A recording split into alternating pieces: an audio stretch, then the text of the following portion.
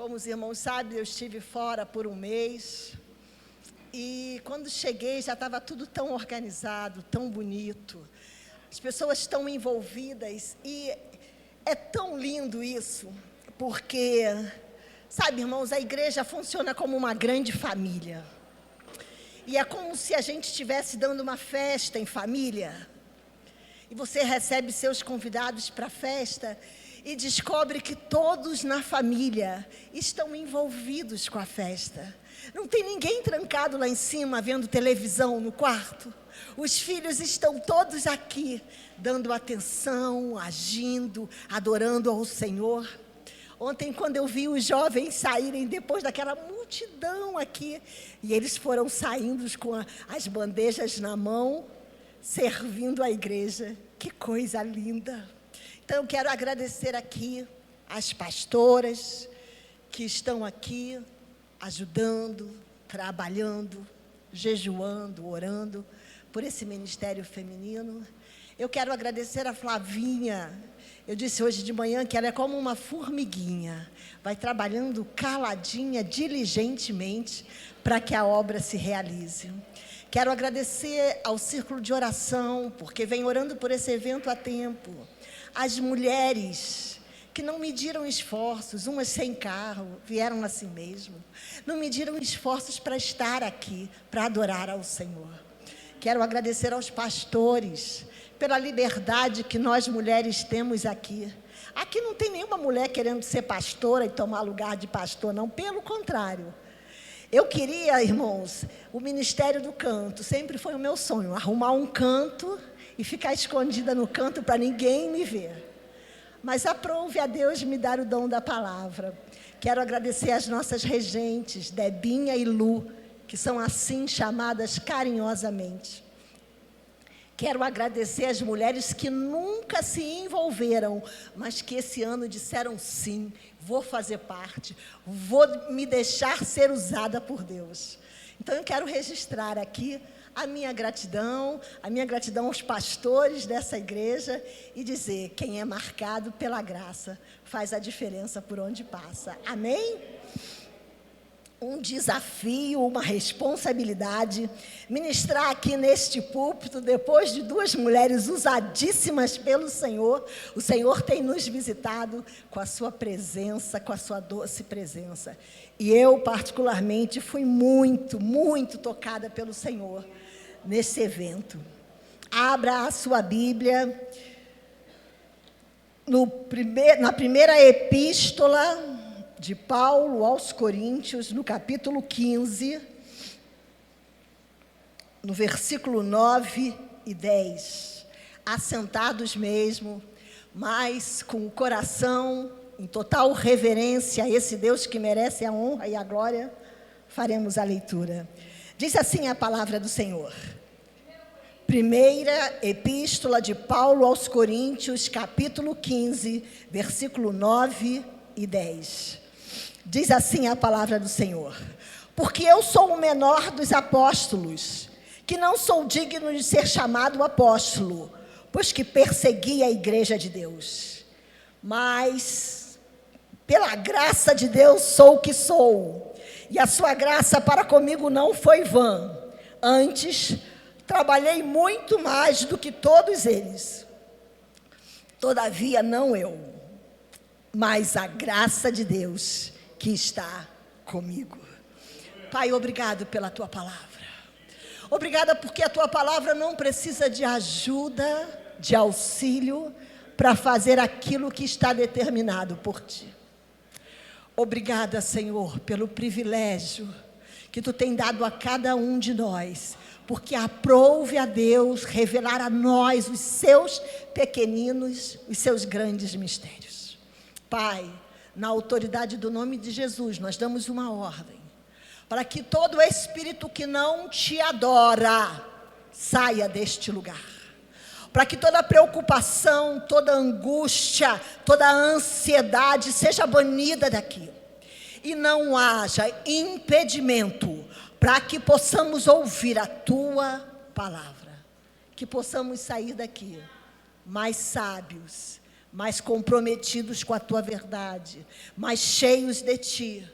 Nós te pedimos que saibamos honrar e reverenciar a tua pessoa neste lugar, em nome de Jesus. Amém.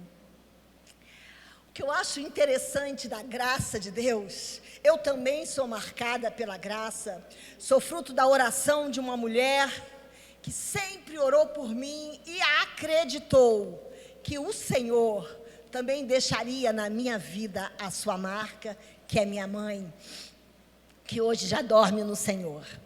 E eu acho uma coisa linda da graça, é que a graça de Deus, ela nos coloca exatamente na posição que nós precisamos ficar. A graça de Deus, ela nos lapida, ela vai nos lixando de tal maneira que todo peso extra fica de fora. Paulo, judeu de judeu, hebreu de hebreu, como ele mesmo falou, que teve o privilégio de estudar com os grandes líderes de sua época, que era respeitado, que era de uma família abastada, que era cidadão romano, que era conhecedor profundo da lei.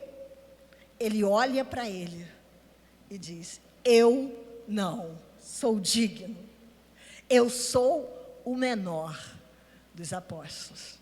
Porque é isso que a graça faz conosco. Quando nós olhamos para nós mesmos, nós nos lembramos de que a palavra de Deus diz: todos pecaram e destituídos estão da glória de Deus. Mas ao mesmo tempo que a graça me faz entrar na posição que Deus me quer, reconhecendo que não sou nada, não tenho nada, que tudo o que tenho vem de Deus, tudo o que sou procede de Deus. Ao mesmo tempo, essa graça me habilita para fazer algo pelo reino, me habilita para marcar a história com as minhas mãos. E foi isso que Paulo fez. Eu gostaria nesta noite, se tivesse que dar um título a essa mensagem, eu diria 4 aspectos da graça que me chamam a atenção. Poderiam ser 40, poderiam ser 100 aspectos, porque a graça é infinita na sua beleza, na sua grandeza, no seu ensinamento, na sua verdade. Mas eu separei só 4, porque amanhã é segunda-feira e a gente só vai até meia-noite hoje, não vai passar de meia-noite, eu prometo para vocês.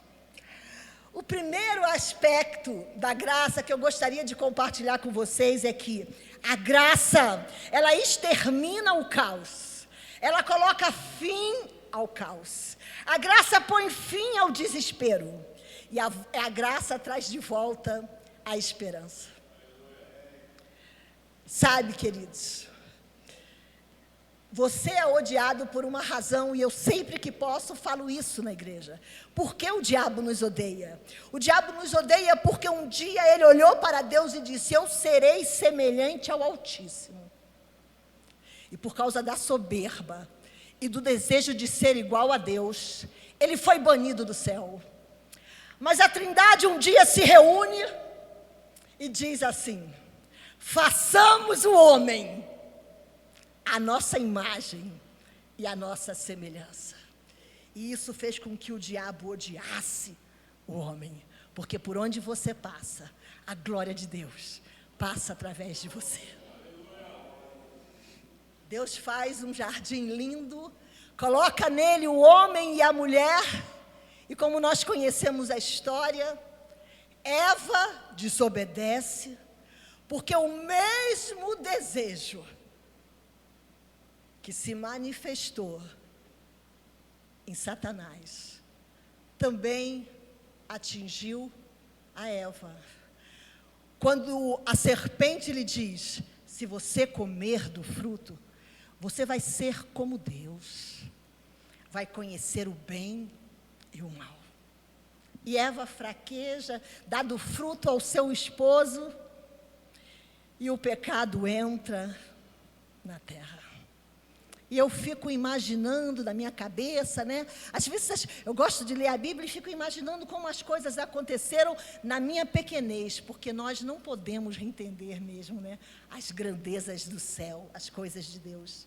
Mas eu fico imaginando que quando o homem pecou, tudo se desestabilizou. A terra sentiu, o céu sentiu, os anjos sentiram. Foi uma catástrofe. Foi algo terrível. E eu penso que os anjos caídos vibraram. Porque eles disseram: agora acabou. Agora, do mesmo modo que nós fomos destituídos, eles serão destituídos. É o fim. Aquele ser que foi criado à imagem e à semelhança de Deus, perdeu. Mas o que eles não sabiam é que Deus, na sua infinita bondade, na sua grandeza, na sua sabedoria eterna, saca das entranhas da graça uma promessa. E diz: da semente da mulher nascerá um. Oh, como é maravilhoso poder entender que Jesus era o cordeiro morto antes da fundação do mundo. Como é maravilhoso compreender que Deus tinha um plano eterno para que eu e você não permanecêssemos na miséria do pecado. Oh, queridos, a Bíblia diz que foi por um homem que o pecado entrou a todos os homens. Mas foi pela obediência de um homem também que Deus tornou a todos justos. Oh, como é maravilhoso essa graça. Essa graça que nos faz entender que o nosso Deus não perde, não dorme, não chega atrasado, não cochila. Deus não nos destinou para a ira, mas para alcançar a salvação mediante o nosso Senhor Jesus Cristo. Havia um plano dos céus. Eu acho tão lindo que a partir deste projeto de Deus, com todas as consequências que a terra enfrentou, a promessa sustentou a vida. A promessa sustentou os ânimos. Porque a Bíblia diz: bom é ter esperança e aguardar em silêncio a salvação do Senhor. Aonde a graça chega, o caos tem que bater em retirada. Sabe, irmãos, foi assim também.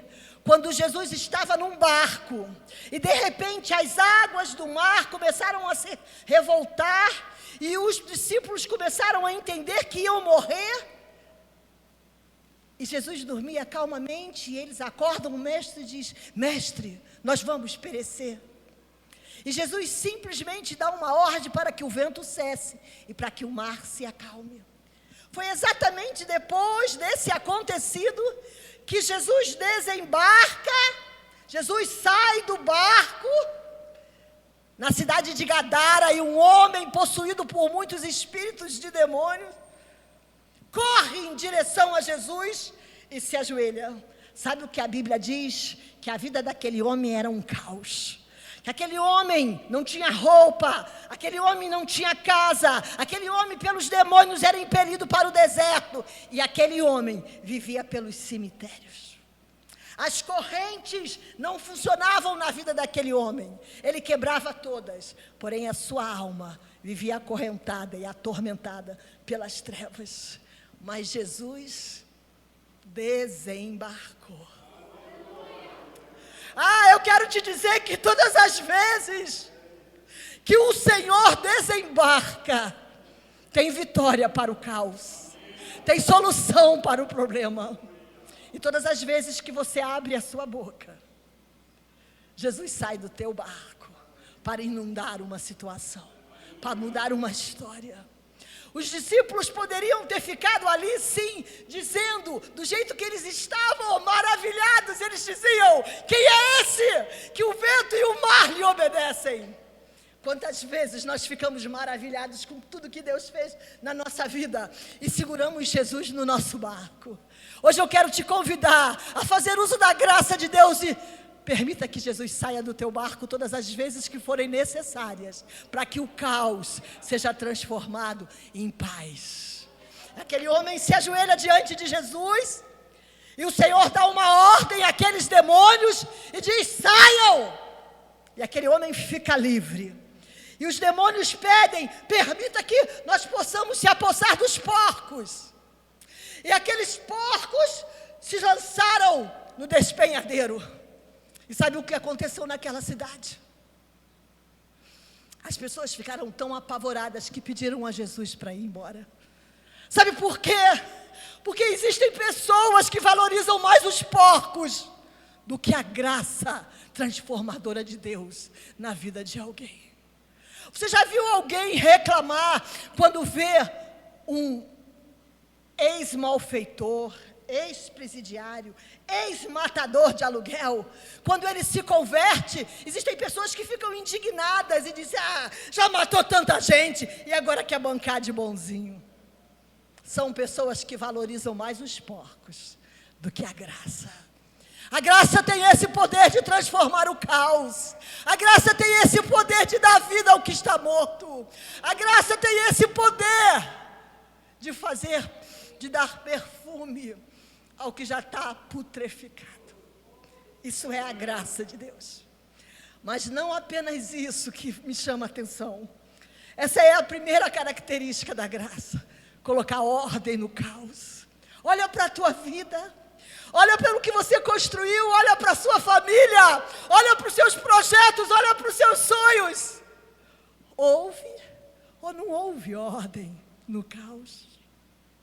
Houve ou não houve esperança? Houve ou não houve alegria? Houve ou não houve mudança de rota na minha e na sua vida? Isso foi a graça. A segunda coisa que a graça faz por mim e por você: a graça transforma o mais necessitado dos homens em um grande provedor. O mais desprovido dos homens em o mais abastado de todos. Jesus para em Samaria. Ele diz: é preciso passar por Samaria. Ali tinha uma mulher desprovida da graça, que no meio do sol escaldante andava até o poço para pegar água. E era próximo ao meio-dia, e lá vem aquela mulher com seus cântaros na mão. E Jesus diz: me dê água. E ela trava com ele um diálogo em que ela diz: você me pedindo água? Judeu? Você não sabe que a gente não se fala? Jesus insiste. E Jesus diz para ela: se você soubesse quem é que está te pedindo água, você pediria água. E os seus problemas teriam solução. Você deixaria de ser essa mulher triste, amargurada, desprovida da graça, solitária, infeliz, marcada pela tristeza, pela dor, excluída da sociedade, para ser uma mulher cheia da graça de Deus. Aí o Senhor olha para ela e diz assim: se alguém beber da água que eu lhe der, se fará nele uma fonte para jorrar água até a vida eterna. Aí aquela mulher para e se interessa. Sabe por quê? Era interessante para ela ter aquela água. Era interessante para ela ter aquela água que fosse dar fim, exterminar o sofrimento de andar no sol escaldante, o sofrimento de ter que toda vez pegar água para se abastecer, para a sua saúde, para a sua higiene. Sempre nós encontramos Jesus e pensamos no que Ele pode fazer por nós. o que Ele pode resolver de problema na minha e na sua vida, o que Ele pode solucionar, porque nós somos egoístas e nós desejamos sempre a solução para nós, a solução para mim, a resolução dos meus problemas. Eu quero o meu nome no livro da vida, eu quero me destacar, eu quero os meus filhos bem-sucedidos. Não foi diferente aquela mulher. Eu quero essa água. Aí Jesus se apresenta para ela, diz para ela buscar o marido, ela diz não tem. Aí o Senhor lhe diz o que se passa na vida dela, e ela diz: Senhor, eu vejo que tu és profeta. E quando ela olha para ele e diz: eu vejo que tu és profeta, e ela começa a tirar as dúvidas dele, a graça se apodera da vida daquela mulher. E quando a graça se apodera, aquela mulher que era miseravelmente dependente de água, larga os cântaros e corre para a cidade, dizendo: venham e vejam, eu encontrei o homem que me disse tudo. Ele é o Messias. Eu encontrei o Senhor. Eu fui alcançada pela graça. Quando você é alcançado pela graça, você sabe que não é mais um cântaro que vai saciar a tua sede. Você encontrou a fonte que jorra sem fim, a fonte que sacia a sede dos outros. É a graça que faz isso por mim e por você. É a graça que te faz ter compaixão das vidas sedentas que estão em secar. Aquela mulher se levanta e diz: não só para mim essa água, mas para todos quanto te reconhecerem como o Senhor e Salvador da humanidade. Aquela mulher teve um diálogo com a graça, e é impossível dialogar com a graça e não ser transformado por ela. Uma outra mulher, a Bíblia diz que ela era cirofenícia. Essa mulher sai desesperada. Minha filha está terrivelmente endemoniada. E ela pensa bem e diz: eu preciso parecer com esse povo, eu preciso me infiltrar nesse povo, porque esse homem pode fazer algo por mim. E então ela usa um jargão que era conhecido do povo de Israel: filho de Davi, tem misericórdia de mim. Jesus silencia, porque a graça conhece as tuas entranhas, conhece a tua essência, conhece a tua origem. A graça sabe quem você é, antes mesmo de você falar. Jesus fica em silêncio, mas o silêncio não deteve aquela mulher. Ela disse: eu posso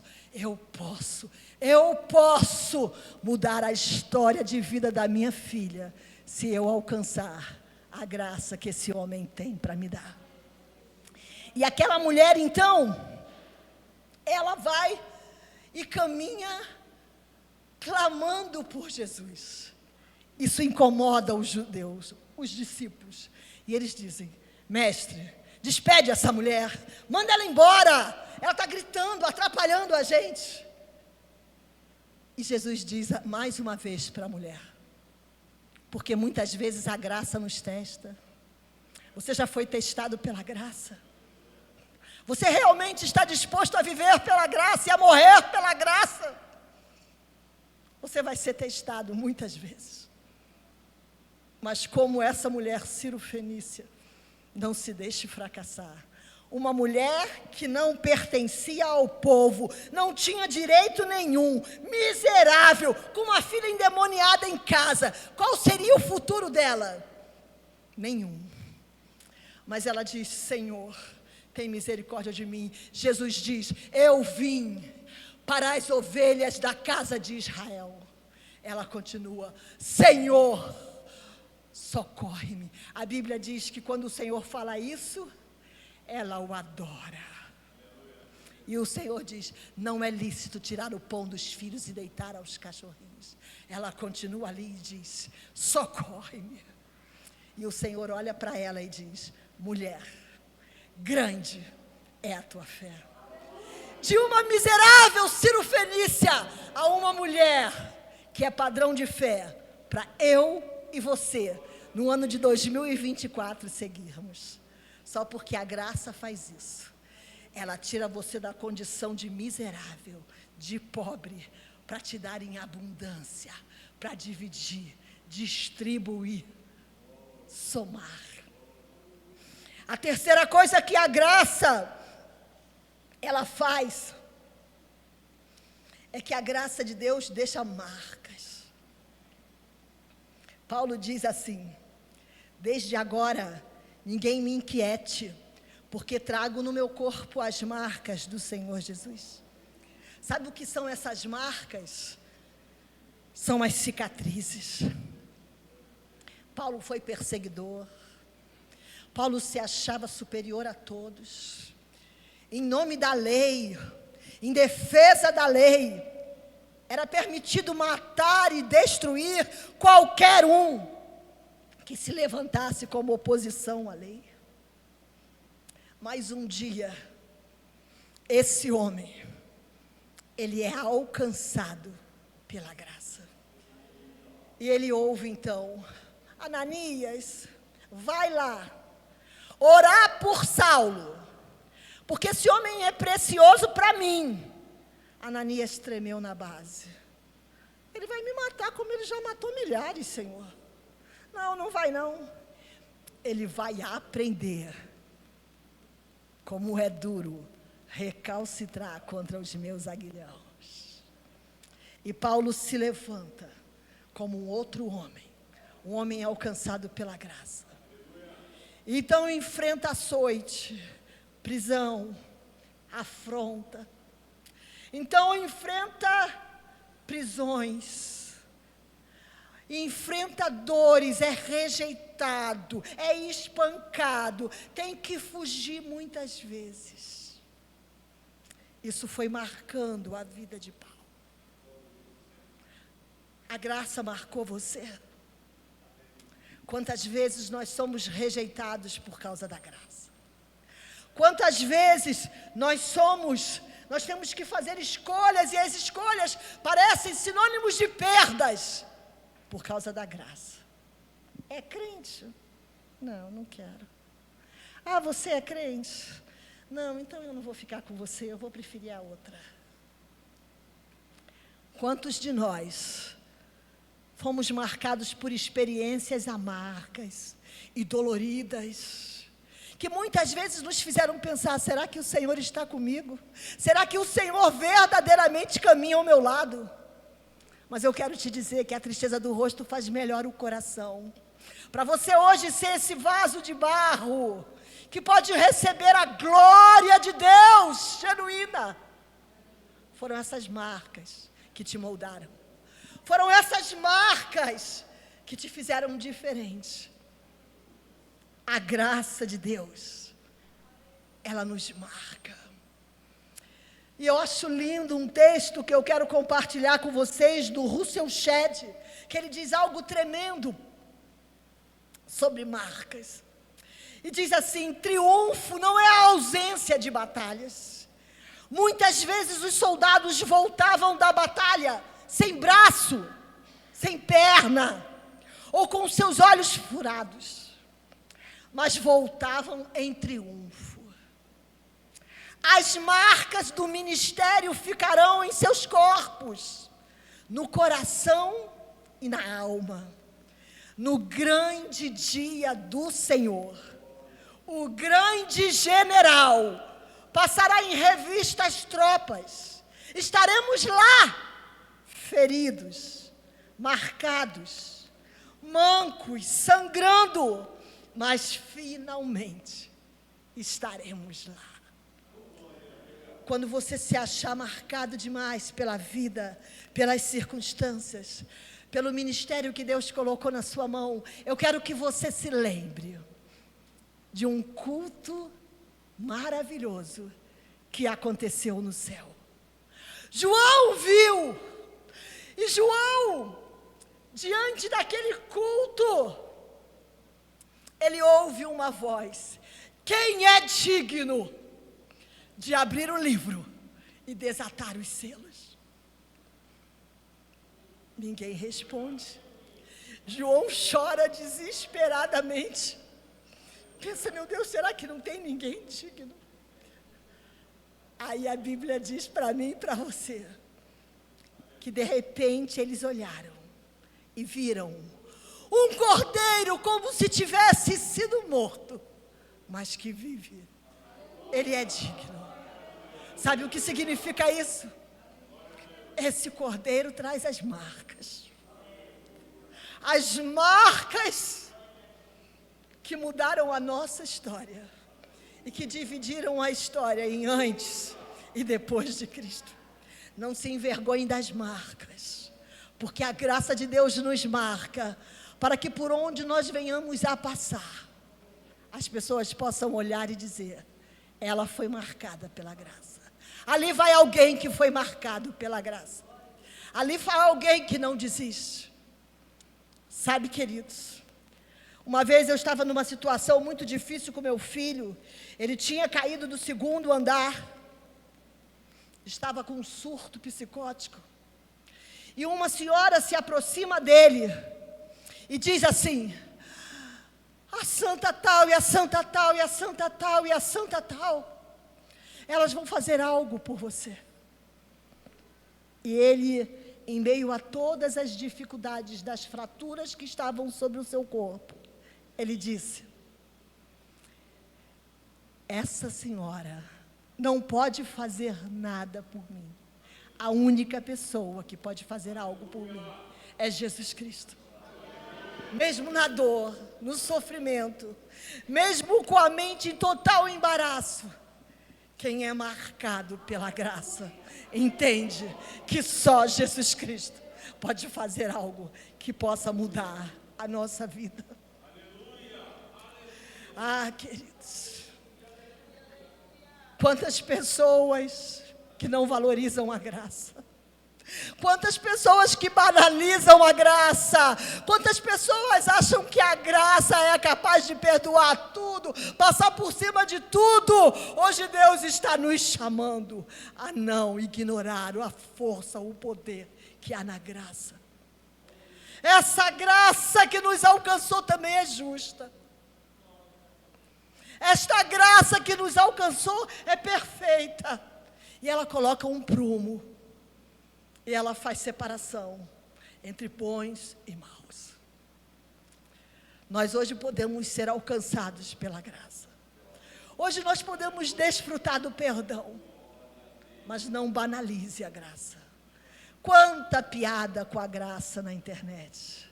Quanta coisa engraçada de deboche da graça no WhatsApp. E você que foi marcado por algo que não tem nada de banal, muitas vezes se deixa levar e ainda leva adiante a banalização da graça dos dias atuais. Igreja do Deus vivo, é tempo de nos posicionarmos, é tempo de reconhecermos que a graça de Deus não foi vã. A graça de Deus não foi vã. Alguém pagou um preço. Alguém marcou a sua vida. E essas marcas fizeram a diferença. E a quarta coisa que me chama a atenção, que me fascina, na verdade, é que a graça de Deus, ela quebra paradigmas. Oh, graça infinita. Oh, graça que nos deixa boquiabertos. Israel esperava um rei majestoso. Aí vem Jesus, nasce pobre e sem ter onde nascer, nasce numa manjedoura. Israel espera que o seu rei entre triunfante em Jerusalém. Afinal, era o seu rei. Aí a Bíblia diz, alegra-te, ó filha de Sião, porque o teu rei vem assentado num filho de uma jumenta. E o povo, cheio de palmas nas mãos, declara, Hosana, o filho de Davi. A graça quebra paradigmas. A graça, ela faz coisas por nós que nós não conseguimos compreender. mas nós precisamos aceitar, defender e ser eternamente gratos pela graça. A graça de Deus, ela quebra paradigmas de maneira tão tremenda, que o Espírito pega Mateus e diz assim: Mateus, você também foi alcançado pela graça. Também era publicano, era rejeitado, era largado de lado. Os publicanos eram desrespeitados, odiados da sociedade. Ninguém tinha parte com eles. Mateus, você sabe o que é isso? Coloca aí, na genealogia de Jesus. Porque nós vamos quebrar paradigmas. Aí o judeu se levanta de manhã e faz essa oração: obrigado, porque eu não sou escravo, eu não sou gentio e eu não sou mulher. Aí o Espírito da graça de Deus diz assim: Mateus, pega Tamar. Quem é Tamar? Tamar é uma mulher que não foi respeitada, viúva 2 vezes, não foi honrada pelo seu sogro, ficou desamparada, sem ninguém. Mas Tamar era uma mulher que tinha sede de ser mãe, tinha desejo de ter descendência, de suscitar descendência, de cumprir aquilo que era o seu papel. Tinha tanto desejo que ela, de mulher de família, mulher honrada, troca as suas vestes por vestes de uma prostituta e dorme com o seu sogro e engravida, mesmo sabendo que ela poderia ser apedrejada e morta pela lei. Seu sogro toma conhecimento daquilo e diz: é digna de morte. Aí ela diz: eu engravidei do homem que tem esse bordão, esse lenço. Aí ele olha para ela e diz: ela é mais digna do que eu. Vem cá, Mateus, coloca aí que de Tamar vai nascer Jesus Cristo. Coloca Tamar na genealogia. Mateus, é para botar? É para botar. Aí o Senhor não parou por aí, o Espírito de graça disse: agora pega Raabe. Quem é Raabe? Raabe é uma prostituta cultual, que dormiu com vários homens, que conhecia vários deuses, que adorou todo tipo de Deus que você possa imaginar. Mas um dia, essa mulher, tomada de fé, esconde os espias, correndo o risco de morrer, mas sem medo algum ela diz: todos nós estamos desesperados na nossa terra, porque sabemos que o Deus de vocês é Deus em cima no céu e é Deus embaixo na terra. Raabe, mesmo prostituta, miserável, olhou aquela situação e disse: Jericó está fadado à ruína, mas eu tenho amor pelos meus, eu tenho amor pela minha família, façam alguma coisa por mim e pelos meus. E a Bíblia diz que aquela prostituta cultual, uma mulher que não merecia nenhum valor, se mulher já não merecia valor, que dirá uma mulher prostituta, mas aquela, pela fé, adentrou os anais eternos, se fez reconhecida e está lá, na genealogia de Jesus. Essa graça quebra paradigmas. Ela não ficou só em Raabe, ela disse: Mateus, coloca aí, Ruth. Quem é Ruth? Estrangeira e moabita. Não é nem digna de entrar, não é nem digna de estar junto com o povo. Porque na época que mais o povo de Israel precisou, os moabitas lhe legaram pão e água. Nós não vamos ter parte com esse povo. Mas Ruth, viúva, desamparada, sozinha, com uma senhora também desamparada e sozinha, sua sogra, ela diz: eu abro mão de tudo, mas eu vou caminhar com você, mesmo que seja para perecer, mesmo que seja para os pés incharem de poeira, nessa longa caminhada de volta. Mas o teu Deus vai ser meu Deus, o teu povo vai ser meu povo, aonde tu fores eu irei, aonde tu pousares eu pousarei, somente a morte vai me separar de ti. Mateus, coloca essa moabita aí, porque a graça de Deus quebra paradigma. Parou por aqui? Não. Chama Betseba. Coloca Betseba aí também. Quem é Betseba? É uma mulher que estava tomando banho e o rei a viu, e a cobiçou, e a tomou por mulher. Quantas pessoas criticam Betseba? Quantas pessoas não conseguem ver a fragilidade dessa mulher? Mesmo que a sua fragilidade não seja vista por ninguém, mesmo que suas falhas, sua pequenez, seja ignorada por todos, até por aqueles que sentam à tua mesa e comem pão contigo, eu quero te dizer que a graça identifica quem precisa ser honrado. A graça identifica, a graça busca, a graça pega lá de baixo e faz assentar com príncipes. Coloca Betseba aí.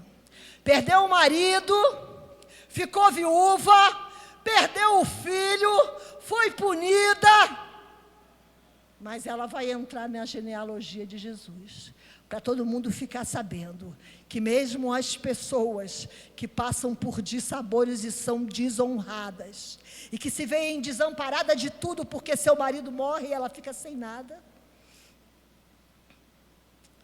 mesmo as desamparadas de tudo, quantas vezes nós nos olhamos e dizemos: o que é que vai ser de mim? O que é que vai ser da minha vida? Eu não tenho nada, eu não tenho nada. Deus está te dizendo nesta noite que a graça também deseja te abraçar, que a graça também deseja cuidar de você. Parou aí? Não. Falta Maria para quebrar de vez com os paradigmas. Menina, noiva, pura, sem saber ainda o que era a vida, sem ter muitas experiências, pobre, sem nenhuma expressão, sem ser de família conhecida, sem ser respeitada pela sua origem. Coloca aí, Mateus, coloca esta menina na genealogia, porque o dia que o anjo chegou e disse: salve a agraciada, mesmo sem entender, mesmo correndo o risco de ser apedrejada por estar grávida antes do casamento, mesmo sem saber se seu noivo a aceitaria ou a rejeitaria, mesmo sem saber o que ela passaria e as dores que como mãe enfrentaria ao ver o seu filho amado padecer na cruz pelo meu e pelo seu pecado, ela disse: que se cumpra em mim a tua vontade. Essa graça que também escolheu Maria, a fez diferente. Coloca aí, Mateus, na genealogia de Jesus, para que todas as pessoas no mundo saibam que a graça de Deus quebra paradigmas. Eu quero encerrar as minhas palavras nessa noite dizendo para você que a mesma graça que marcou a vida dessas pessoas também marcou a minha e a sua vida. Mas ela não marcou você para que você seja apenas um bibelô marcado no armário. Não foi para isso que a graça te marcou. Saia da sua casa, abra a sua janela, saia do seu quarto escuro, saia do seu canto de comodidade, Saia do seu pensamento de que você é inútil, que não serve para nada. E permita que as marcas da graça na sua vida alcance outros que necessitam ser marcados pela graça de Deus. Deus vos abençoe em nome de Jesus.